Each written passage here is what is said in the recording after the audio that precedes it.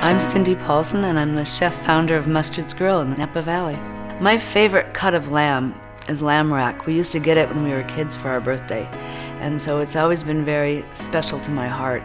And we did a very simple one, but it was delicious because we cooked it in the wood oven, and that gives an extra added flavor. If you don't have a wood oven, you can cook it in a kettle barbecue or over any kind of wood-burning grill. It's equally as delicious.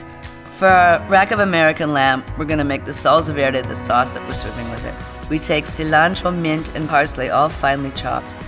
We take some lemon juice, lemon zest, finely minced capers and anchovies, and mix that with a little bit of black pepper. And then swirl in some extra virgin olive oil until it's sauce-like, and put that aside.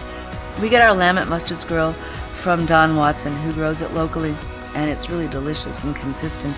I've placed some steamed vegetables in a roasting rack and topped with sprigs of rosemary and thyme, drizzling lightly with olive oil and seasoning with salt and pepper.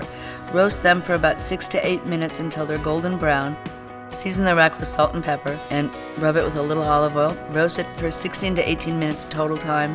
We do start our racks with what I call the bone side up. If you're doing it in the wood oven, you have to be careful to get the meat side towards the fire, and then you turn it halfway through and let it caramelize the other side.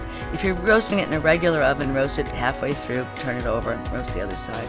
Let it set for at least 10 minutes after it's come out of the oven for all the juices to go into the center of the cut, so when you cut it, the juices don't run out. You can cut it in double or single chops and plate it with the roasted vegetables, spoon some salsa verde over the top, and garnish with some breadcrumbs. And you've got this beautiful bright green sauce, and then these extra crispy breadcrumbs. You get all the different textures. You get crisp and meaty and saucy and herbaceousness.